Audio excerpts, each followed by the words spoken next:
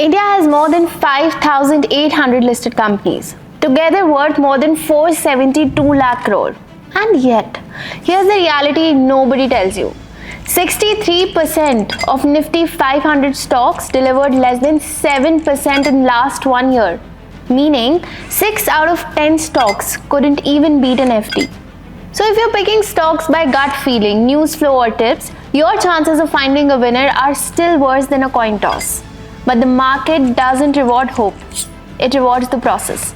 So today, let's break down the art of picking stocks.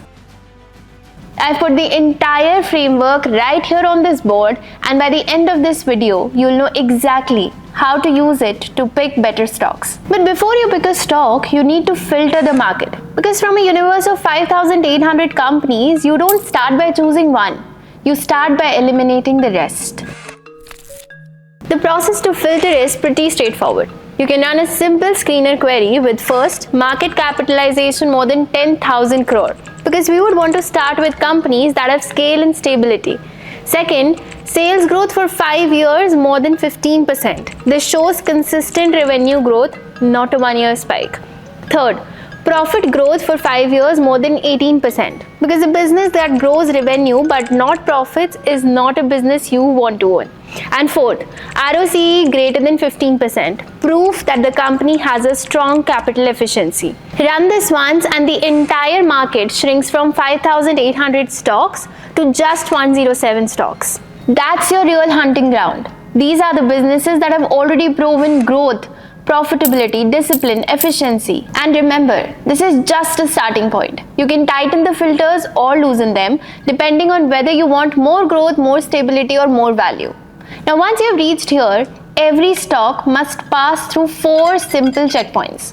Think of them as guardrails. If something doesn't fit, it's a gentle signal to pause and reevaluate. Let's break down these 4 checkpoints. Checkpoint number 1, business quality. Before analyzing any company, you start with its industry. Because even the best player can't win in a weak game. So here's how to find how strong the game is. Step 1 is to understand the industry structure. And the first question you ask is simple. Is this industry fragmented or consolidated? Let me show you what that really means. When I say fragmented, picture this.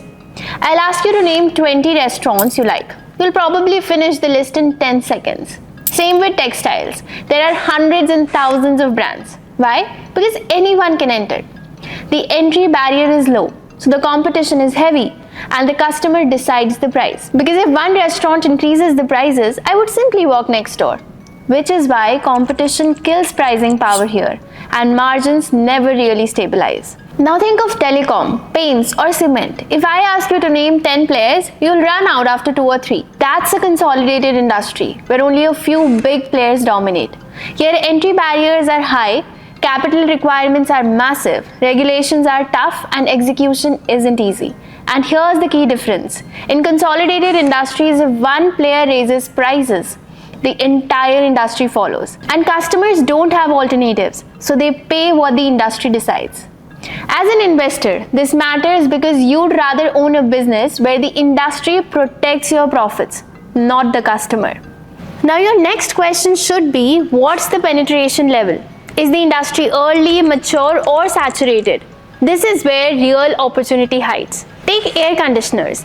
India's AC penetration is just 10%, which means only 10 out of 100 houses in India have an AC, whereas China is 80% and Indonesia 36%. We are still early. If GDP grows, income rises, lifestyle changes, then this market explodes. Now look at telecom. 85.5% smartphones, 86.3% internet penetration. Almost everyone already uses it. So growth doesn't come from new users, it comes from higher ARPU, better services, and premium plans. Now within the industry structure, the next question you should ask is, what's the moat? A moat is not a fancy finance term. It simply means, what is the one thing this business does that competitors can't copy easily? It can be anything. Strong brand, huge distribution, cost advantage, technology, network effects, switching cost, or scale. But it has to be real and durable. For example, Airtel's moat is its network quality and technology stack. That's why connectivity stays reliable. Jio's moat is its scale and distribution reach. Crores of active users across big and small towns. That scale itself becomes a cost advantage. The bigger you get, the cheaper you run. You see, same industry but two completely different modes. So ask yourself, what is this company's real edge? And most importantly, will it still exist 5 years from now? If the answer is unclear, your conviction won't last either. And now comes the last thing to check in business quality. Where does the company stand against peers? Because if a company can't beat its own competitors, it won't beat the market. So ask, is its revenue growing faster than the industry? Are its profits growing faster? Are its operating margins higher? Do customers stick? Repeat buyers, long-term contracts, strong recall? Do new competitors threaten it easily? Is it innovating or just reacting to the market? And all of this is visible in one place. You can go to the peer comparison section on Screener. And with that, checkpoint 1 is complete. Checkpoint number 2, management and governance. Now let's move to second. Who is actually driving the business? Think of it this way. Even the best car won't reach its destination if the driver is reckless. In the markets, that driver is the management. And your returns depend on their decisions, their discipline, and their integrity. There are two ways to check this with data. Step number 1, promoter skin in the game. Check how much the promoter owns and what direction the ownership is moving in.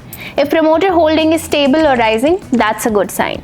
But if it keeps dropping or if shares are pledged, that's pressure, not confidence.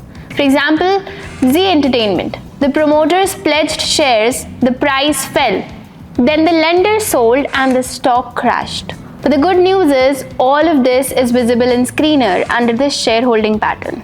And the second way is to look at the people actually running the company day to day. Board members, CEO, CFO, auditors. Strong businesses have experienced independent directors, stable management, and auditors who stick around for years. But a few warning signs could be frequent CFO resignations, or auditors quitting mid-year, or directors leaving without explanation. When people at the top keep changing, it's almost always pointing to something deeper. You'll find every resignation in Screener under announcements. Now comes checkpoint number 3, financials and capital allocation. If the business looks good and the management looks reliable, now you verify the truth with numbers.